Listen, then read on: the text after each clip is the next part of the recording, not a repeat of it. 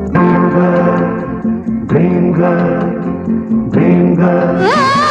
जिंदगी की न टूटे लड़ी। बॉलीवुड में ड्रीम गर्ल के नाम से मशहूर बेहद खूबसूरत अभिनेत्री थी, जिसने अपने अभिनय से भारतीय सिनेमा में एक नई जान डाल दी थी। जी हाँ, आप बिल्कुल सही समझ रहे हैं।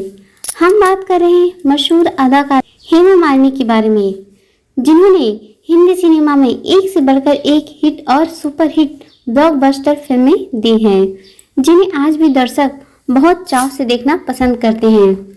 अभिनेत्री से लेकर न्यूनतम तक और नृत्य समारोह के मंच से लेकर छोटे सांचे तक अभिनेत्री हेमा मालिनी हर जगह दर्शकों में चर्चा का विषय बनी हुई है।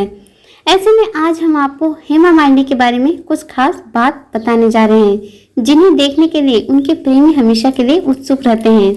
तो चलिए दोस्तों, जानते हैं बॉलीवुड की मशहूर अदाकारा हेमा मालिनी के बारे में कुछ खास बातें। सबसे पहले बात करते हैं हेमा मालिनी की शिक्षा के बारे में। तो आपको बता दें कि हेमा मालिनी की प्रारंभिक शिक्षा चेन्नई में हुई थी और उनका पसंदीदा विषय था इतिहास।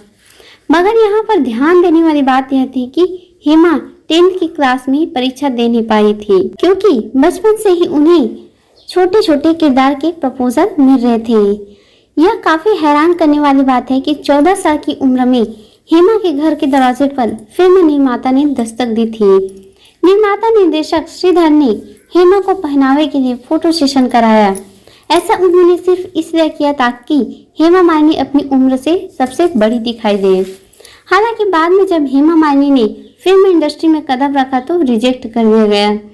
तमिल निर्देशक श्रीधर का कहना था कि उनकी इनसाइड स्टार अपील में मगर हेमा नहीं दिखी, लेकिन इस खूबसूरत फिल्म में वह बेहतरीन अभिनय करती नजर आई।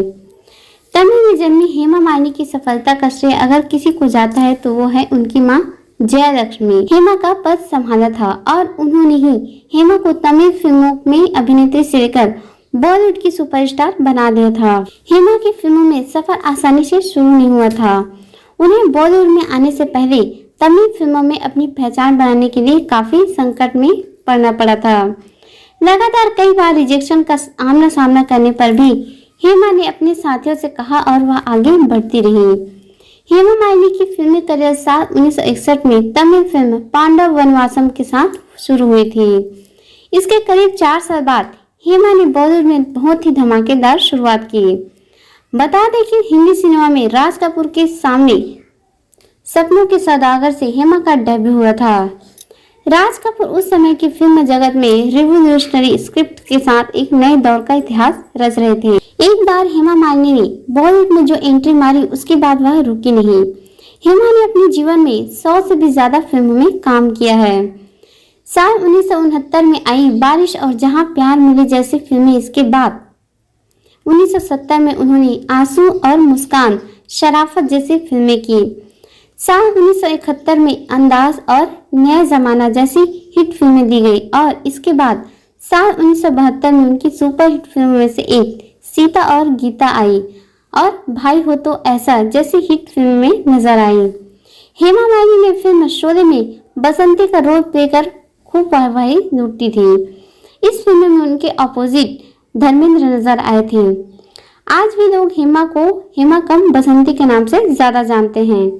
इसके अलावा महानायक अमिताभ बच्चन के साथ उनकी फिल्म बागबान भी ऑल टाइम हिट फिल्मों में से एक है।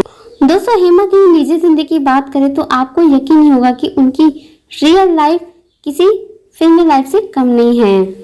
उस समय की बात है जब हेमा मालिनी के पिता हेमा मालिनी की शादी की बात को लेकर चिंतित थे, मगर हेमा किसी और से प्यार करती थी। जब उनके पिता को पता चला कि हेमा बॉलीवुड की ही एक्टर धर्मेंद्र से प्यार करती है, जो पहले से ही अलग थे, तब उनके माता पिता दोनों ही उनके खिलाफ हो गए। वह हेमा मालिनी की शादी मशहूर एक्टर जितेंद्र से कराना चाहती थी। यहाँ तक कि उनकी शादी का फाइनल भी हो गया था, लेकिन धर्मेंद्र ने एकदम फिल्म स्टाइल में शादी को बीच में ही रोक दिया और फाइनली कुछ समय हेमा और धर्मेंद्र की शादी कर दी गई। पहले धर्मेंद्र से ही शादी की थी। ऐसे में दोनों ने अपना धर्म परिवर्तन कर मुस्लिम धर्म को जन्म दिया और फिर उसके बाद शादी की। अभिनय के अलावा हेमा ने निर्देशन में भी हाथ सजाया है। प्रोफेसर की उन्होंने शाहरुख की पहली फिल्म दिल आशना का निर्देशन किया था। दोस्तों, आशा करती हूँ कि आपको हमारा यह वीडियो जरूर पसंद आया होगा। पसंद आने पर वीडियो को लाइक और शेयर करना बिल्कुल भी ना भूलें और हो सके तो चैनल को सब्सक्राइब भी कर दीजिएगा। मिलेंगे नेक्स्ट वीडियो में, तब तक के लिए जय हिंद।